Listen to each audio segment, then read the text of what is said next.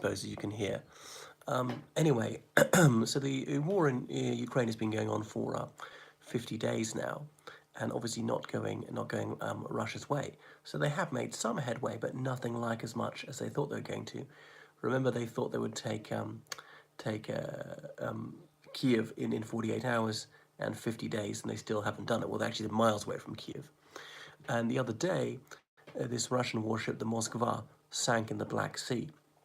Moskva meaning Moscow in Russia. And it tells you how significant that warship was that was named after Russia's capital city. It was the flagship of their Black Sea fleet.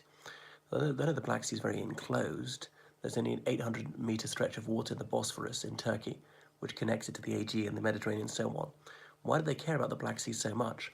Well, partly it's because they're warm water ports. They're ice-free year-round, whereas their northern ports are not like that. Anyway, so the Russians admitted there was a fire on board, and they say that caused the vessel to sink. But the Ukrainians say, no, we hit it with a Neptune missile, and that caused it to sink. So the missile could have caused the fire, but Russia isn't fessing up to the fact that it was hit by a Ukrainian missile. And the Russians do have anti-missile systems, but obviously it didn't work. I'm surprised the Ukrainians haven't done that a lot more. So that will obviously weaken Russia a bit in the Black Sea, but they're the complete hegemon of the Black Sea up until this point, which is why they could launch these amphibious assaults on the Ukrainian coast. And the fighting is continuing at a pace. I don't know how Mariupol has defied really everything, defied logic and seeming reality, and managed to hold out even to this day. Wow. You know, I held my manhood cheap. I mean, I couldn't have done that for one day, let alone 50 days. And somehow, I don't know what they're eating, I don't know what they're firing. I don't think they've been resupplied at all. How would you resupply them? But then Russia handed the United States a diplomatic note yesterday saying you should desist from arming Ukraine because you are pouring fuel on the fire of this conflict.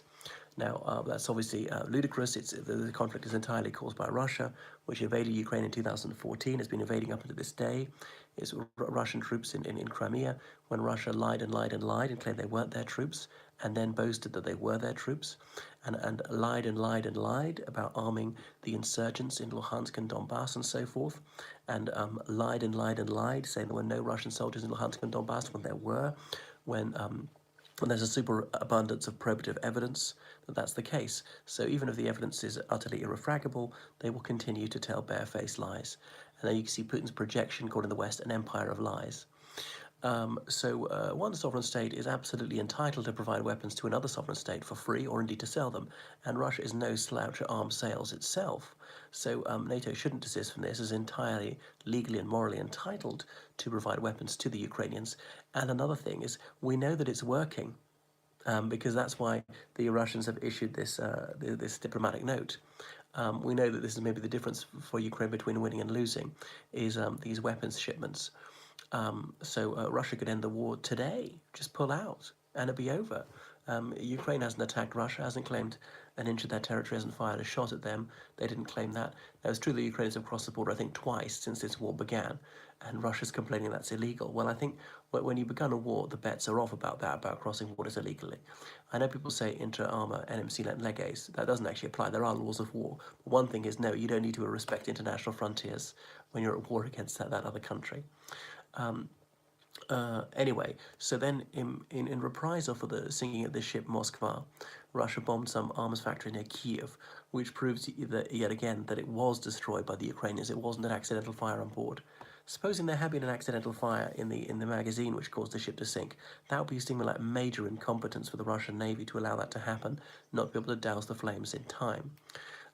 So no doubt Putin is smarting from this. This humiliation really stings. And the Chinese are said to be dischuffed. They didn't really want this war to go ahead. If it could succeed quickly, that would be one thing.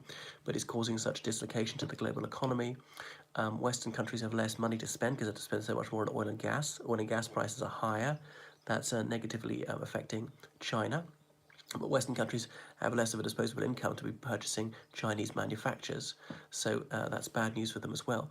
And actually, China's not increased its purchases of Russian oil, gas and coal, which some had thought